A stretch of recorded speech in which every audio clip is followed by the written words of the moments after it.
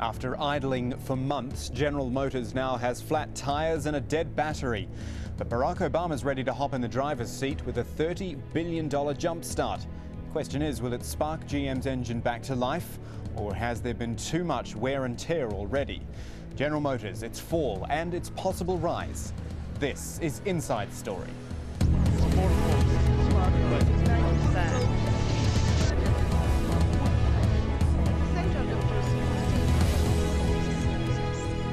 Hello there, I'm Kamal Santamaria. A few years ago, if you'd suggested General Motors, America's biggest car maker, not to mention a corporate icon, would eventually be filing for bankruptcy, you'd probably been laughed out of the petrol station. But as they say, in boom times no one asks questions.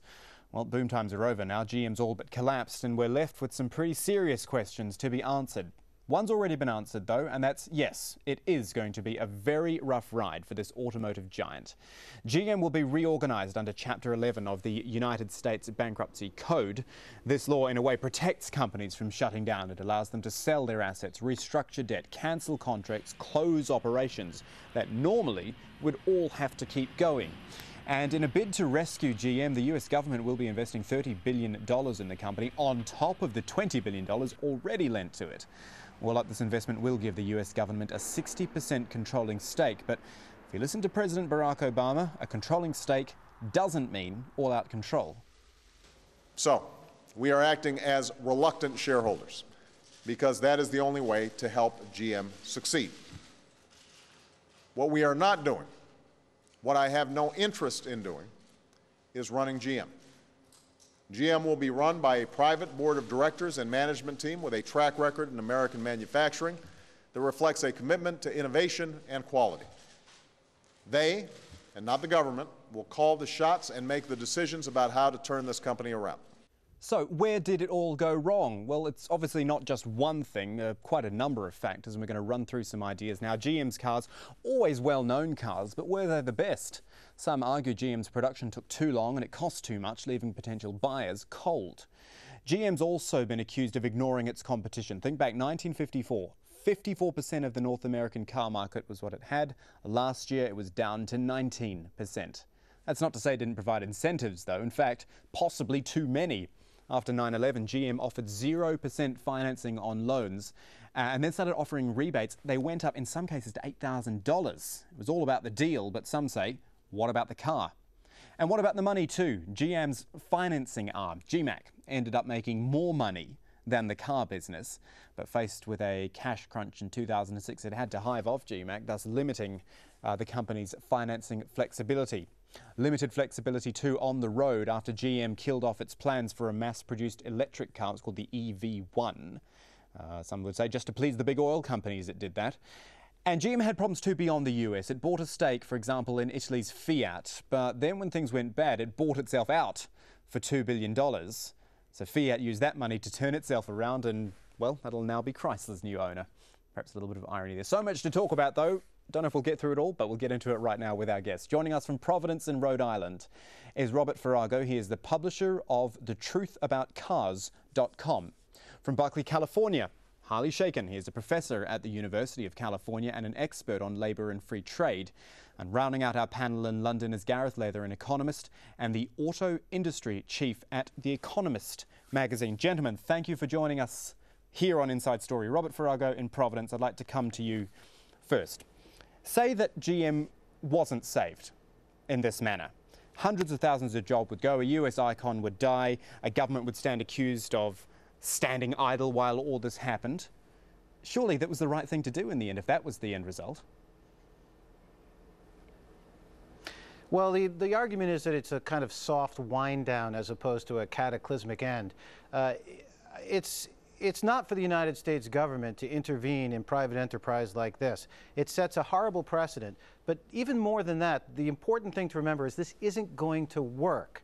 So at the end of this, we're going to be in the same place we would have been at the beginning, except the American taxpayer is going to be out 50 to 100 to 150 billion dollars on the auto industry. It's a huge waste of money that has a wider negative impact on the United States economy and sets a terrible precedent for the United States free market principles. So the whole thing is a huge mistake. They should have. Nobody is too big to fail. They should have been allowed to fail. So you're saying government shouldn't be intervening. What about government responsibility, though, to the people who put them in office? I mean, the argument in the banking sector, for example, with Lehman Brothers was that Lehman Brothers, and this is what some people would say, that Lehman Brothers should have been saved, and that because it wasn't saved, that was when the bottom really fell out of things. I mean, it could have been the same for the car industry. You don't save GM, the whole thing falls out.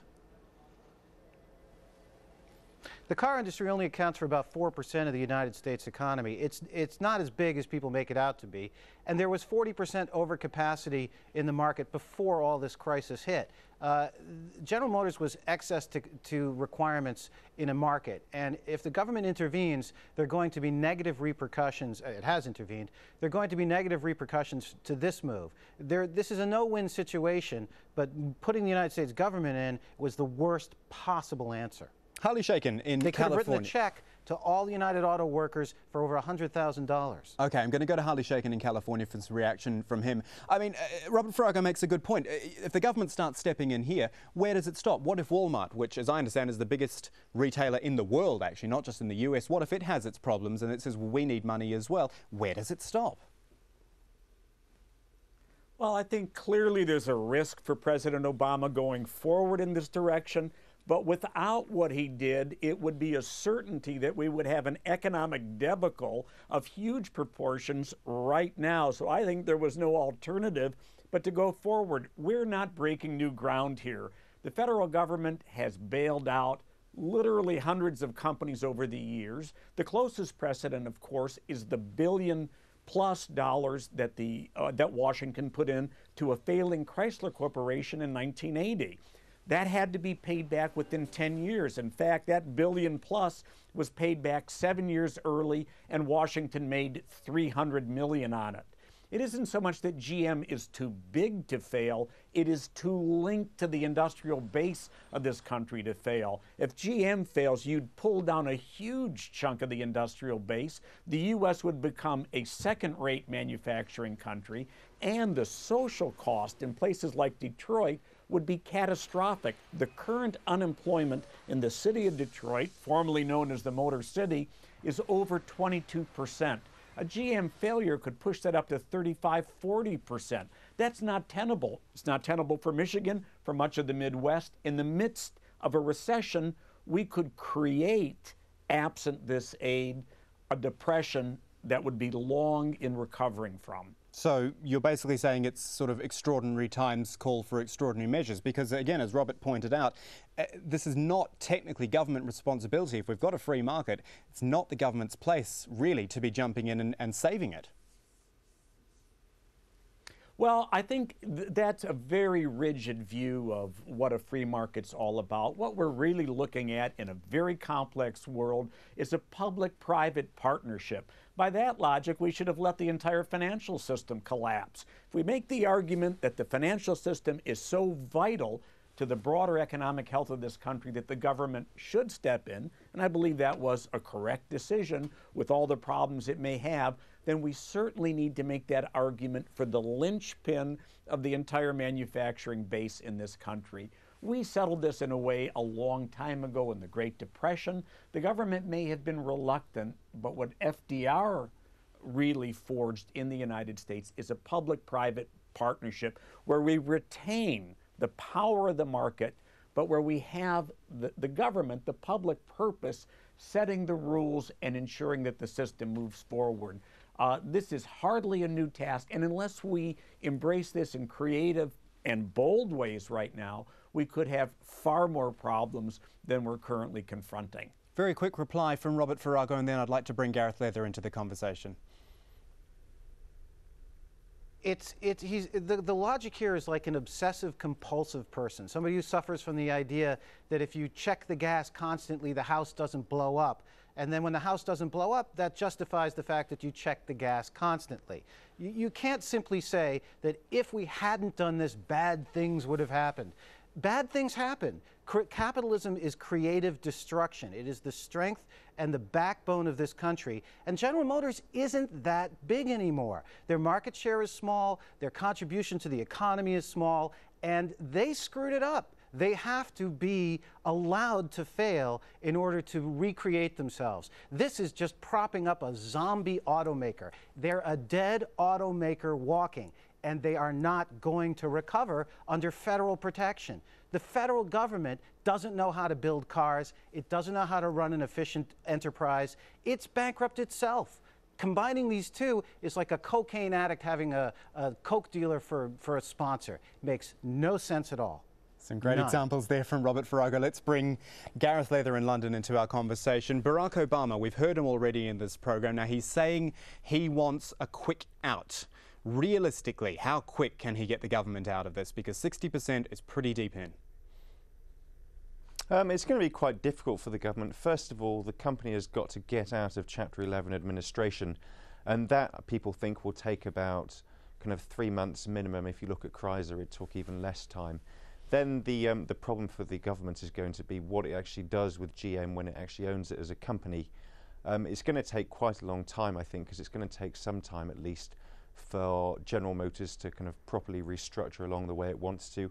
And then it's going to be dependent on a recovery in car sales in the US. So it's going to be quite some time, I think. Another maybe more important point is how much the government is going to be liable for, because it seems very unlikely that it's going to be able to sell its 60% stake for anything like enough that it needs to cover the $100 or so billion US which they've invested in the company. And if I'm to be a bit cynical as well, if we stay with the US government angle here, if I'm being a bit cynical, it's actually a good opportunity for Barack Obama, isn't it? He campaigned on an idea of more fuel efficiency, less dependency on oil. Could kind of mould General Motors into the model type of car company for the future if he wanted. I think that's the big danger, that ideally if Barack Obama wanted to get rid of General Motors as quickly as possible and for the best price possible, then he really would let policy in the company be decided by the executives that's got there running that. However, at the same time, when he was elected, he ran a campaign of cutting America's dependence on imported oil and also on reducing greenhouse gas emissions. Now, transport, and particularly the passenger car in the US, is one of the main emitters of greenhouse gases and one of the main consumers of oil. So if it really wanted to, if Barack Obama really wanted to make progress on fulfilling those pledges, then it would mean putting more pressure on companies like General Motors and also Chrysler to produce more fuel-efficient cars. However, that's not necessarily what would be needed for General Motors to maximize its profits. We're talking General Motors today, the end of GM as we knew it, with our guests Robert Farago in Rhode Island, Harley Shaken in California, and Gareth Leather in London. And what we want to do now, gentlemen, is essentially look at the winners and the losers, because there are both. Some will actually benefit from the fall of GM, namely its competitors, who have a chance to fill the breach while the giant manufacturer is out of action. Korean car manufacturers should do particularly well from the gap in the market, as they are cheaper than both European and Japanese alternatives. But the company that may benefit the most is GM itself. The US rescue plan should mean, given time, it'll become competitive and profitable again. On the flip side, though, some of the world's biggest investors have been stung by all of this, including Barclays and Goldman Sachs, though sympathy for the banking sector isn't exactly high these days. What is very important to remember, though, the thousands of everyday people who'll be unemployed and the ensuing fallout on local economies. And as if to underline and remind us all, President Obama had this to say on just how difficult the recovery will be. But I want to be honest with you. Building a leaner GM will come at a cost. It will take a painful toll on many Americans who have relied on General Motors throughout the generations. So I want to say a word directly to all the men and women watching today, wondering what all this will mean as far as their own lives are concerned. I know you've already seen more than your fair share of hard times. We saw 400,000 jobs lost in the auto industry in the year before this restructuring even began. I will not pretend the hard times are over. Difficult days lie ahead. More jobs will be lost, more plants will close. more dealerships will shut their doors, and so will many parts suppliers. Harley Shaken in California, we hear Barack Obama there. He's being, I guess, realistic about the situation and preparing people that this is not a quick fix, that there is a long road to go yet. Do you share his optimism, though, that this can really come right after the down, that there will be a solid up after that? Oh, I certainly do share his optimism. It is, and it will be a horribly difficult road. But at the end of the day, GM has some of the most talented designers, engineers, and blue-collar workers in the world. It is already producing fuel-efficient cars that are finding a market. It is in a crisis today because of years of mismanagement, to be sure, but principally because of the collapse of the entire financial market and the slippage of the U.S. economy. The first quarter of this year, Toyota, which almost all agree is a very well-run company, lost more money than General Motors. So it isn't simply GM or Chrysler that are failing. We have a huge collapse that is pushing down on all automakers, but I think GM has the internal resources with this federal aid to once again be a very competitive automaker in the future. President Obama is not going to be using GM as a test case for ideas related to a whole range of things. Perhaps he should more, but he's certainly not planning to. What the purpose of the federal government is, in this case, as he's articulated, is to get in and out as quickly as possible and to leave in its wake a viable, competitive, world-class automaker. And I think that's certainly possible, but we ought not to ignore the fact that there is huge amounts of pain out there as this transition is being made. One thing is, though, we've been looking very much at this in terms of the United States, but there is no way this is solely a US problem. I'm just going to show our viewers a map right now, illustrating that fact. 10 years ago, GM was the world's biggest company. Right now, it is found, as you look on this map there, in one form or another, GM is in 140 countries, some of which are now having to plan their own rescue packages because of this. Robert Farrago in Rhode Island, there's got to be, has there not, an issue of responsibility here. If GM, the parent company, has gone down this road and taken itself down this road, and there's companies in 140 countries that are going to suffer as a result. Well, first of all, I want to refer back to the clip that you played of President Obama. For a man who says he doesn't want to run a car company, he sounds an awful lot like a CEO of a car company. And the second thing is that your other guest is sounding like an apologist that we've heard from Detroit for a decade now. GM was going out of business 5 years ago, 15 years ago. They were in deep, deep trouble. We're looking at bankruptcy long before the credit meltdown, long before the United States auto market tanked. This company has been mismanaged for more than 30 years. And no matter how much talent is locked up in it, which I agree, there is talent locked up in it, it's not going to get out, because the management that is in there now is the same management that drove this company into the dirt. As far as the international market is concerned, those companies would be better off with local control. The only reason why those countries that GM has controlled has been in before, been successful, is because the corporate mothership full of these mismanagers hasn't had its thumb on top of them. So they haven't been able to run themselves into the ground like they have in the U.S. So I would say to you this, that unless there is a complete clean sweep of the management at the top, replaced with some better quality people, there isn't a hope in you-know-where that GM is going to come anywhere near repaying this money. Just isn't going to happen. Harley Shaken, quick reply from you. You were called an apologist there for Detroit. Well, this is the first time that's ever happened. I've frequently been very critical of Detroit, so in this context, I take it as a compliment. Look, I agree there's been more than its share of mismanagement at GM in terms of strategic direction, in terms of a very short-sighted approach. I think that's going to be addressed. And I think to allow the second largest automaker in the world simply to collapse, even at this weakened state, GM still sells 1 out of every 5 vehicles in the U.S. It is still the largest seller of cars in the U.S. market. So there's a lot here that's critical for the future. And I would point out in 2007, the Detroit automakers, GM, Ford, and Chrysler, put $12 billion into the U.S. economy in terms of research and development, from Palo Alto in California to Warren, Michigan, and the outskirts of Detroit. It's those kinds of linkages that any healthy economy needs. And where we have an issue of this complexity and urgency precipitated by a broader financial collapse, a public-private partnership, I think, is vital going forward. And we will see, I think, good results coming out of it. It has high risks, but the certainty would be a debacle absent this route. Gareth Leather, perhaps you can give me the perspective from Europe. I showed the viewers that map before just to show the spread of GM, and we know that it has its presence in Europe and in that part of the world as well. Are those subsidiaries, are those elements in a strong enough position to deal with this on their own now, their own recovery plans? Can they move forward whilst GM repairs itself in the US? Yeah, certainly General Motors is one of the most globalized countries in the world, and it has operations in very many countries indeed. How the different parts of the operation are doing depends on which country you're in. For example, in China, General Motors is doing very well indeed, and it's probably the most profitable part of the company. In Europe, where its two brands are Opel and Vauxhall, things are not as good as they are in China, but they're certainly a lot better they are in the US. And with the announcement last week that the Canadian car parts maker Magna is going to buy Opel from General Motors, there's kind of hope that at least General Motors operations overseas will be able to keep running as they were before.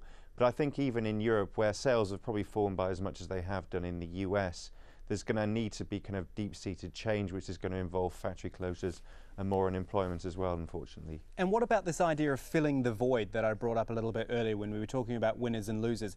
In theory, there's a whole stack of car companies and companies from different countries which could fill the void, but I wonder, in the current economic climate, whether they're even in a position to do such a thing. Certainly in Europe, there was no shortage, or there are at least two people or two companies willing to buy GM's operations there.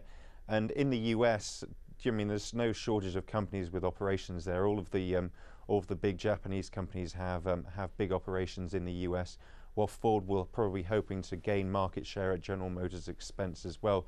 So there'll be no shortage of car makers around over the next few years, I don't think. Robert Farrago, got about a minute left on the program. I'm going to leave the final word to you.